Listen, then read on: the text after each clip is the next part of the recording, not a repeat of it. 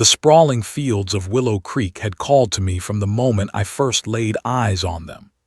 After 20 years working in the city, I had finally saved enough to purchase 5 acres of pristine countryside on the rural edge of Meadow Springs County. It was everything I had dreamed of: open space, clean air, and enough room for the small ranch I had always wanted to build. My property stood as a testament to careful stewardship. I maintained pristine white fencing around the horse pasture, built a modest but beautiful barn with my own hands, and kept the grounds immaculately groomed. My 3 horses, Thunder, Daisy, and Old Rusty, had space to run free across the golden fields that stretched toward the setting sun.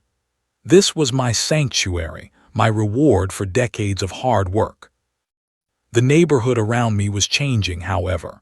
What had once been farmland was slowly transforming into cookie-cutter developments with names like Harvest Estates and Meadow Springs Greens. I watched as houses sprouted like mushrooms after rain, creeping ever closer to my property line. Still, I minded my own business. Live and let live had always been my philosophy. I was well aware of the Meadow Springs Homeowners Association that governed the new communities. Their reputation preceded them: strict rules about lawn height, approved paint colors, and regulated mailbox designs. I had purposely purchased property outside their boundaries precisely to avoid such constraints. My ranch lay beyond their jurisdiction, or so I thought. The first notice arrived on a Tuesday. A cream-colored envelope with the Meadow Springs HOA insignia stamped in gold on the corner. I almost threw it away, assuming it was neighborhood marketing. Inside was a formally worded letter citing me for non-conforming fencing structures visible from community spaces. I chuckled and tossed it aside. I had never signed any HOA agreement. They had obviously made a mistake. The second notice arrived a week later, this time with photographs of my split-rail fencing and a more sternly worded warning about aesthetic violations. This time, I responded with a polite letter explaining that my property was not part of their association, along with a copy of my deed showing the property boundaries. I expected that would be the end of it. Instead, the notices increased, each one more insistent than the last. The language grew increasingly threatening, with mentions of potential fines and legal action. I contacted the HOA board directly, leaving voicemails that went unreturned. Emails vanished into a black hole of bureaucracy. It was as if I were shouting into the void. Then came that fateful morning in early spring. I was in the kitchen brewing coffee when I spotted the trucks. 3 of them, white with the Meadow Springs HOA logo emblazoned on the doors, pulling up alongside my eastern pasture. Men in work clothes began unloading steel fence posts and rolls of chain-link fencing. I rushed outside, coffee still in hand, bewilderment turning quickly to anger. "What do you think you are doing on my property?" I demanded as I approached the crew. The foreman, a heavy-set man with a clipboard, barely glanced up. "Installing regulation fencing as ordered by the Meadow Springs HOA. All proper permits have been filed." He handed me a document that looked official but made little sense. County permits referencing easements and zoning regulations I had never heard of. "This is private property," I insisted. "I have not authorized any fencing installation." "Take it up with the board, sir," he replied mechanically. "We are just doing what we were hired to do."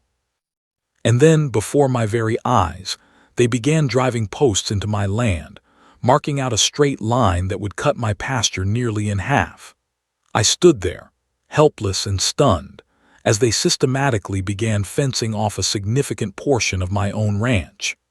The horses watched nervously from the far end of the field, as confused as I was by this violation. Something had gone terribly wrong, and I was only just beginning to understand how deep this battle would go. The fence rose like an abomination across my pasture, 8 feet of industrial steel mesh topped with sharp edges, nothing like the charming split-rail fencing that had once defined my property lines. It sliced through what had once been open grazing land for my horses, restricting their movement and destroying the natural beauty of the landscape.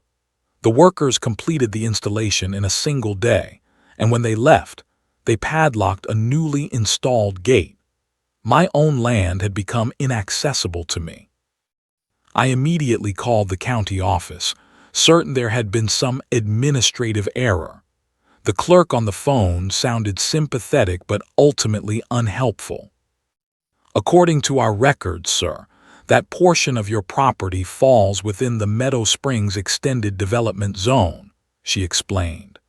"The HOA submitted proper documentation for installation of safety fencing along community boundaries." "But I never agreed to any of this," I protested. "I purchased this land specifically because it was outside HOA jurisdiction." There was a pause before she answered. "It appears your parcel was incorporated into the extended jurisdiction through the County Planning Commission's Amendment 16B last year. Notices would have been sent to all affected property owners." I never received such a notice. When I mentioned this, the clerk suggested I might have overlooked it or that it could have been lost in the mail. Either way, the decision was now in the public record. I was caught in a bureaucratic loophole I had never seen coming. The next morning, I attempted to drive my truck through my usual access path to reach the barn. A newly installed barrier blocked the way, with a sign reading "Authorized HOA Vehicles Only." I got out of my truck and examined the barrier in disbelief. "That is not going to work anymore," a voice called out. I turned to see a woman in her 50s with immaculately styled blonde hair and a clipboard approaching. She wore a name tag that identified her as Sheila Harrington, president of the Meadow Springs HOA. "You will need to use the approved access route around the northern boundary," she said, pointing to a circuitous dirt path that would add nearly half a mile to my daily chores. "This is ridiculous," I said.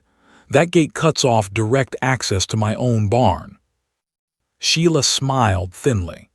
"The board has determined that large vehicles crossing through the extended community zone pose safety and aesthetic concerns for residents. The alternative route has been provided for your convenience." "Convenience," I sputtered. "You have locked me out of my own property." "The key is available to authorized persons during approved hours," she replied coolly. "If you would like access, you can fill out a request form to be reviewed at next month's board meeting." Next month. I had animals to feed, stalls to clean, and daily maintenance that could not wait for a committee to deliberate. This was not just inconvenient, it was potentially harmful to my livestock. The detour forced me to drive my truck along the perimeter of my own property, adding 20 minutes each way to what should have been a simple trip from house to barn. The horses noticed the change in routine, growing skittish, and confused by the artificial boundary that had appeared in their pasture overnight. 2 weeks later, I attended the monthly HOA meeting held at the Meadow Springs Community Center. I signed up to speak during the public comment period, determined to reason with the board and explain the hardship their fence was causing. When my turn came to address the board, I approached the microphone with my property maps and deed in hand. Before I could even begin my prepared statement, Sheila cut me off. "Mr. Reynolds, the board is aware of your concerns, but this is not the appropriate forum for property disputes. Those must be submitted in writing following proper protocols." "I have submitted 3 written complaints," I responded. "None have been acknowledged." "Perhaps they are still being processed," she said dismissively. "Now if there is nothing else." "There is something else," I interrupted, my voice rising with frustration. "You have constructed an illegal barrier on my property. You have restricted my access to my own barn and pasture. You have locked gates on land that I own and pay taxes on." Several homeowners in the audience began to shift uncomfortably, exchanging glances. This was clearly news to many of them. Sheila's smile never wavered as she leaned into the microphone. "Your 3 minutes are up, Mr. Reynolds. Security, please escort our guest out if he cannot maintain decorum." A large man in a polo shirt stepped forward, motioning toward the exit. The humiliation burned in my chest as I gathered my paperwork. As I turned to leave, I heard snickering from the board table. They thought they had won. They thought I would simply give up and adapt to their rules. They had no idea how wrong they were. The war of paperwork began in earnest the very next day. My mailbox became a repository for an endless stream of violations, each more absurd than the last. The first citation claimed my grass exceeded the regulation 3-inch height, on my own private property that I had maintained immaculately for years. Another complained about livestock odors affecting community enjoyment, despite the fact that my nearest HOA neighbor was a quarter-mile away. The citations became increasingly creative. I was written up for inappropriate rural equipment storage because my tractor was visible from the development. I received notices about unsightly feeding troughs and non-conforming animal shelters. Each violation carried a proposed fine, despite the fact that I had never agreed to be bound by their rules. When my sister and her children visited for a weekend, they were stopped at the new gate by an HOA compliance officer who demanded to see identification and questioned their purpose for entering the property. My feed delivery driver was turned away entirely, forcing me to transport heavy bags of grain in my pickup via the circuitous detour route. I began documenting everything. I installed a weatherproof notebook in my truck and recorded the time, date, and nature of each encounter. I set up trail cameras at strategic points along the fence line and property boundaries. I saved every citation, every notice, and every piece of correspondence. I recorded phone calls with county officials and HOA representatives. If this was going to become a legal battle, I would be prepared. One evening, as I was returning from town, I noticed one of my neighbors from the development walking his dog along the public road that bordered my property. Greg Simmons was an older gentleman who had always offered a friendly wave when we crossed paths. This time, he looked around cautiously before approaching my truck. "They are trying to push you out," he said in a low voice once he was certain no one else was within earshot. "I should not be telling you this, but I was at the closed executive session last month. Sheila and the board, they have a plan." My hands tightened on the steering wheel. "What kind of plan?" "They want your land," Greg said simply. "The developer who built Meadow Springs is planning Phase 4, and your property is perfectly positioned for their luxury estate homes. 5-acre ranchettes selling for 7 figures. "But I have no intention of selling," I replied. Greg nodded grimly. "That is why they are making your life miserable. The fines will add up. They will place liens on your property. Eventually, they think you will have no choice but to sell." "That is illegal," I said, feeling my blood pressure rising. "It is unethical for sure," Greg agreed. "But Sheila has county commissioners in her pocket. Her husband plays golf with the zoning board chairman every Thursday.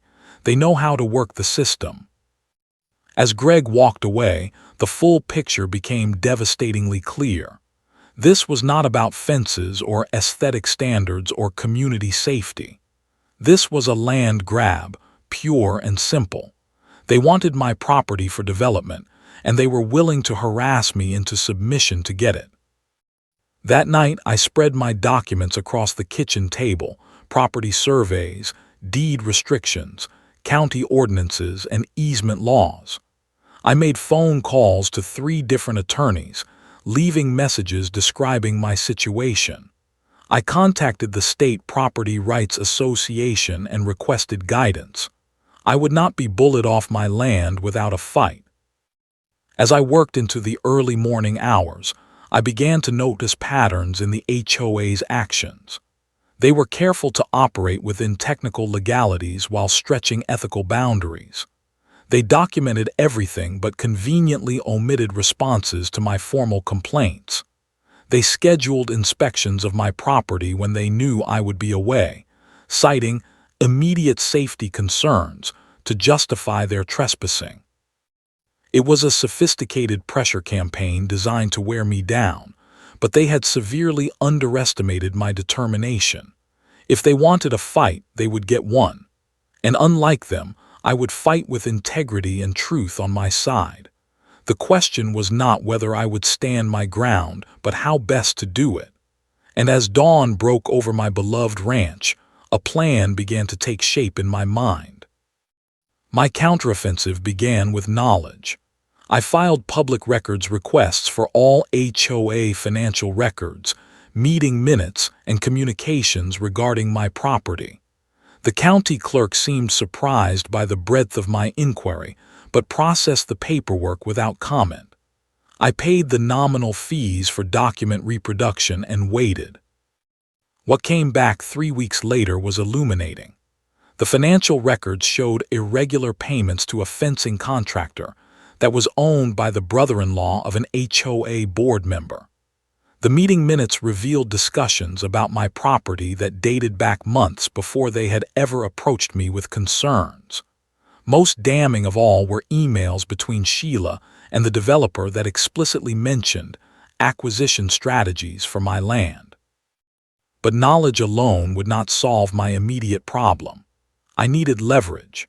After consulting with a land rights attorney, I discovered something critical. While the HOA had indeed managed to extend their aesthetic jurisdiction through questionable zoning amendments, they had overplayed their hand with the fence. The access road that ran through my property to their new recreational area was established on a limited easement that did not grant them right to restrict my use of my own land. Armed with this information, I formulated my plan. I hired a contractor of my own, one with no connections to Meadow Springs, and had him install a heavy-duty gate at the junction where the access road entered my property from the main county highway. The gate was well within my legal rights as the property owner. I equipped it with a commercial-grade lock, motion sensors, and prominently posted security cameras. I did not lock the gate immediately. Instead, I waited until Sunday evening, when I knew many families would be returning from the community pool that had been built on the far side of my property. The first car approached around 6:30 p.m., a silver SUV driven by a woman I recognized from HOA meetings. She slowed as she approached the new gate, confusion evident on her face. When she realized it was unlocked, she proceeded through without stopping. By 9:00 p.m., all the weekend pool traffic had passed. That is when I engaged the lock for the first time. The next morning would be the true test of my strategy. I woke before dawn and made coffee, positioning myself near my front window with a clear view of the gate. At precisely 7:15 a.m., the first vehicle appeared, a landscaping truck headed to maintain the community spaces. The driver got out, examined the locked gate with confusion, then made a phone call. 20 minutes later, 2 more vehicles had joined the queue, including a white SUV with the HOA logo. Sheila herself emerged from the HOA vehicle, phone pressed to her ear, gesturing animatedly at the gate. Even from a distance, I could see the flush of anger on her face. When she began to march towards my house, I collected my documentation and stepped onto the porch to meet her. "What is the meaning of this?" she demanded, not bothering with pleasantries. "You have blocked a community access road." I smiled politely. "Good morning to you too, Sheila. This is not a community road. According to county records, this is a private access road on my property with a limited easement for passage." "This is outrageous. People need to get through." "Much like I need to access my barn," I replied calmly. "Yet you installed a fence and locked gate that requires me to drive half a mile out of my way on my own property." Her eyes narrowed. "This is different." "Is it?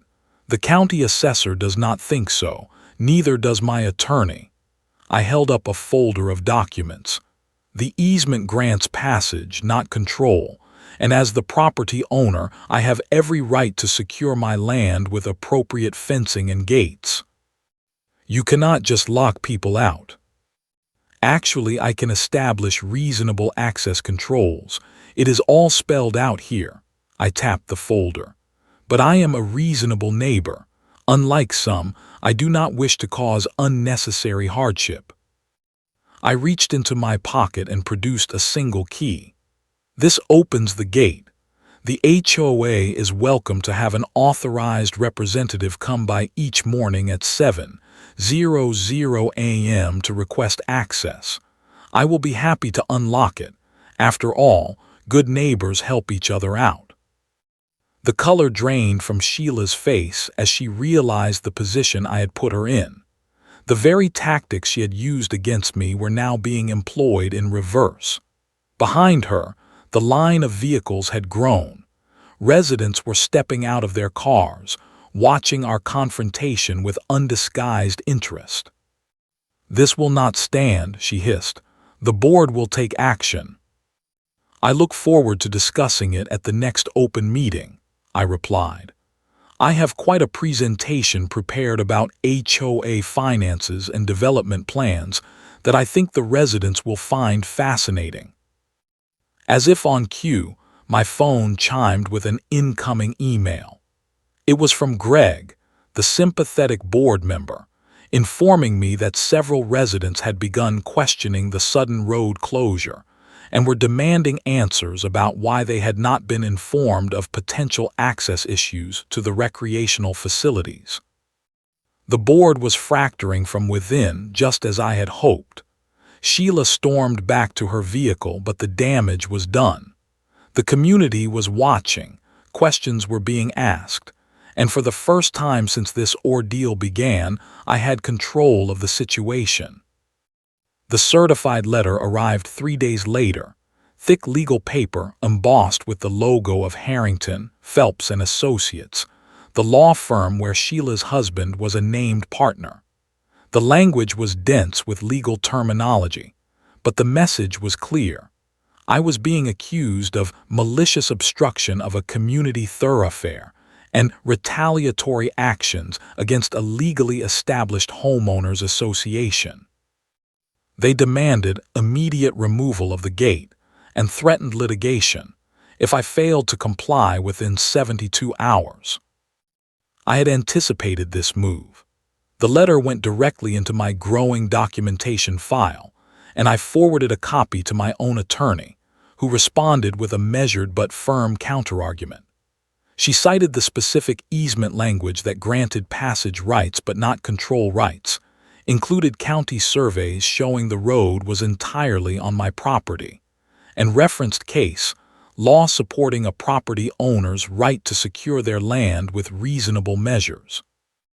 "Your client's claims would be more persuasive," my attorney's response concluded, "if they had not already set precedent by installing their own locked gate restricting my client's access to portions of his legally owned property.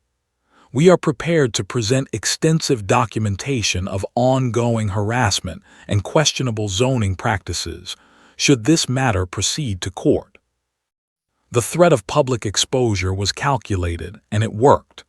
No further legal correspondence came from Harrington, Phelps and Associates. Instead, the HOA pivoted to a different strategy. They began applying pressure through the community itself. Signs appeared in the Meadow Springs common areas. Support fair road access and safety first. Keep emergency routes open. A community email blast claimed that my gate potentially endangered residents by delaying emergency response vehicles, conveniently omitting that I had already provided access codes to the county sheriff and fire department. I might have been outmaneuvered had fate not intervened in the form of Jessica Chen, a local reporter who had recently moved into Meadow Springs. She had experienced the HOA's heavy-handedness firsthand when they fined her for planting native wildflowers instead of the approved grass species. When she heard about the escalating dispute from neighbors, her journalistic instincts kicked in.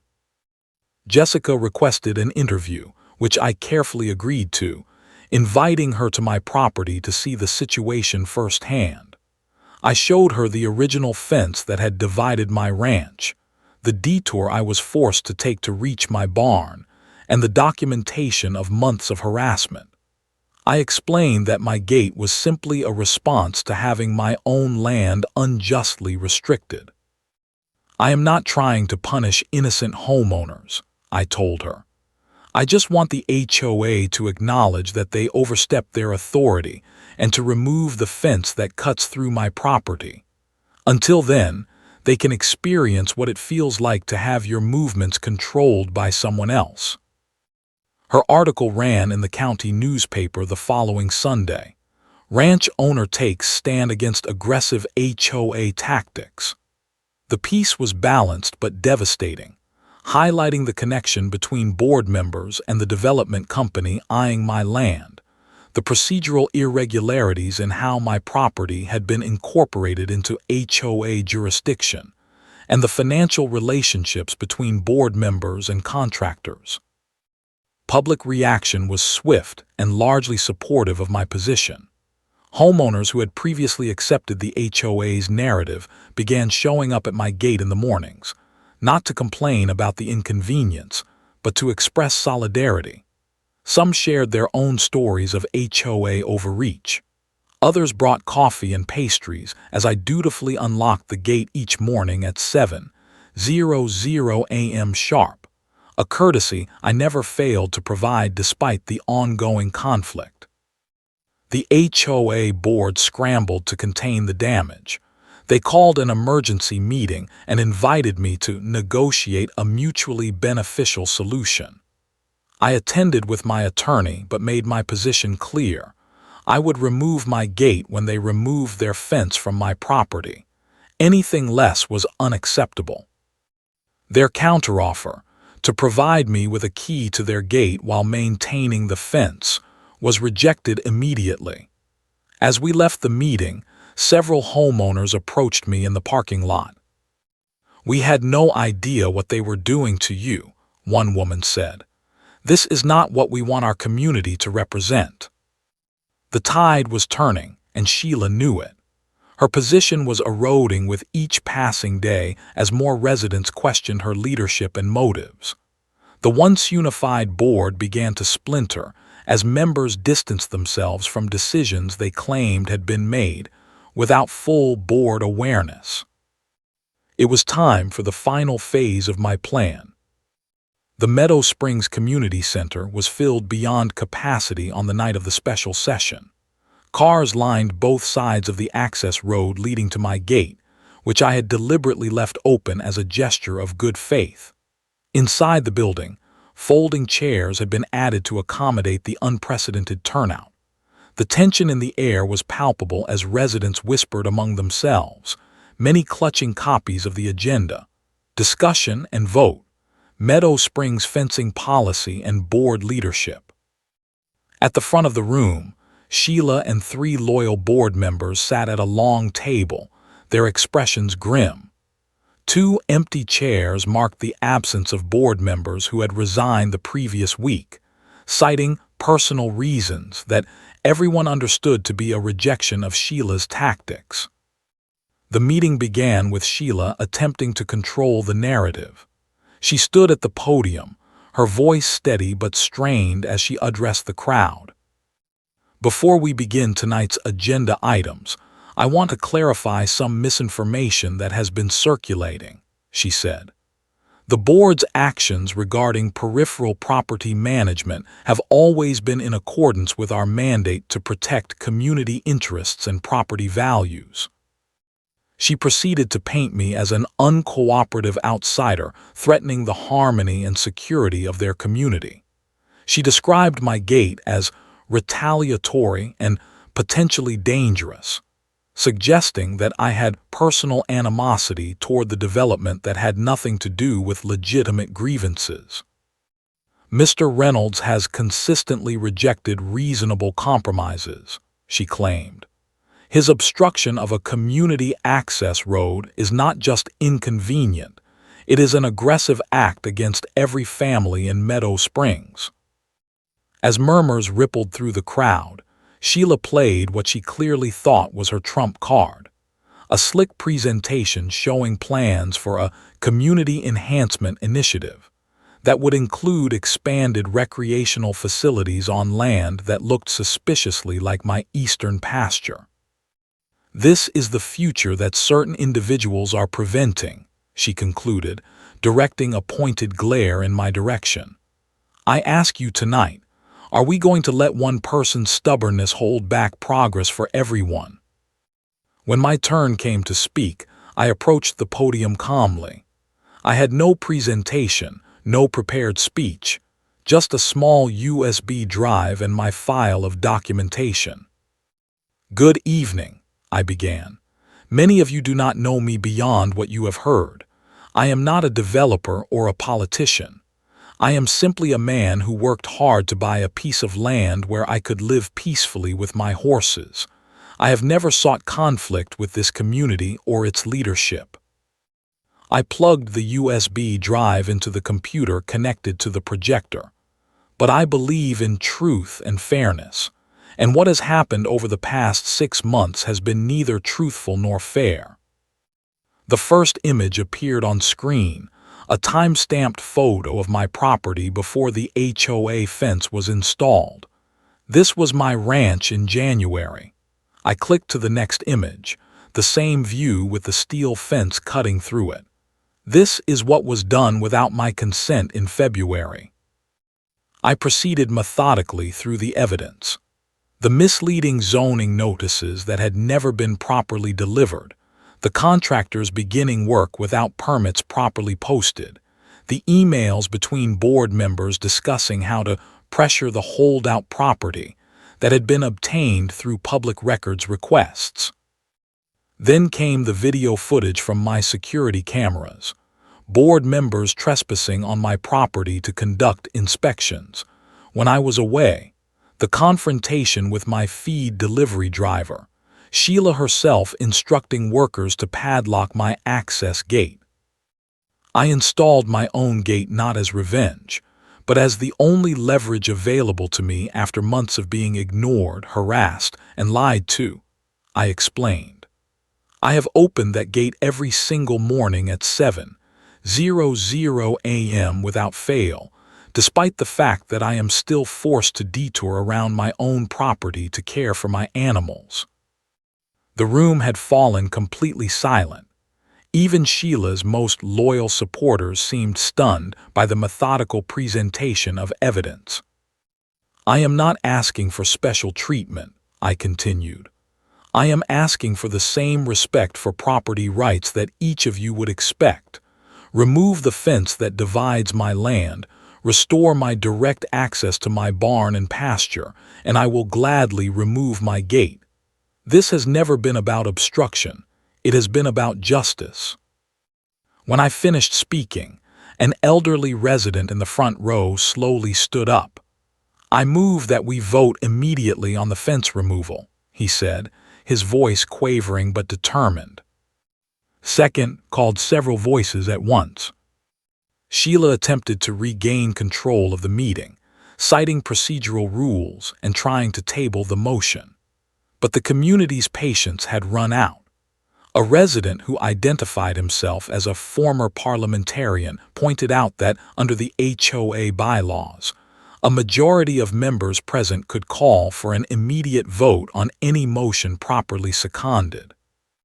The vote was conducted by paper ballot to protect homeowners from potential retaliation. As the ballots were collected and counted by volunteer residents, Sheila sat rigid in her chair, her face a mask of controlled fury. When the results were announced, 89% in favor of removing the fence and holding a separate vote for new board leadership, the room erupted in applause. Sheila attempted one final procedural objection, but her voice was drowned out by the clear will of the community she had claimed to represent. As the meeting adjourned, residents approached me with handshakes and apologies. Many admitted they had no idea what had been done in their name. Several asked to see my horses, expressing interest in the rural lifestyle they had previously been taught to view as incompatible with their community standards. The following morning, I stood at my gate at the usual time, 7:00 a.m. sharp. The line of cars was there as always, but this time it was not Sheila who approached to request access. It was Greg, the sympathetic board member who had been appointed interim president. "Good morning," he said with a genuine smile. "On behalf of the Meadow Springs HOA, I would like to formally request access and to inform you that the fence removal crew will begin work on your property this afternoon, with your permission." I smiled as I unlocked the gate one final time. Permission granted. The dismantling of the fence began precisely at noon. I watched from the shade of an old oak tree as workers carefully removed each section of steel mesh, extracted the posts from my soil, and loaded the materials onto trucks. By sunset, there was no trace of the barrier that had divided my land for nearly 9 months.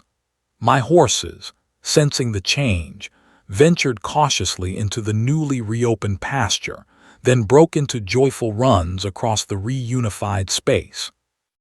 The removal crew worked with surprising care, taking pains to restore the disturbed earth and reseed areas where the fence had stood. Greg supervised personally, occasionally glancing my way with an apologetic smile. When the job was complete, he approached with an envelope. "The official apology from the board," he explained, "along with compensation for the inconvenience and damage to your property. It is not as much as it should be, but it is what the association can afford after the legal expenses of the previous administration." I accepted the envelope but did not open it. The removal of the fence was always my primary concern. Thank you for seeing it through. "We are also installing a new access road that will not cut through your property," Greg added.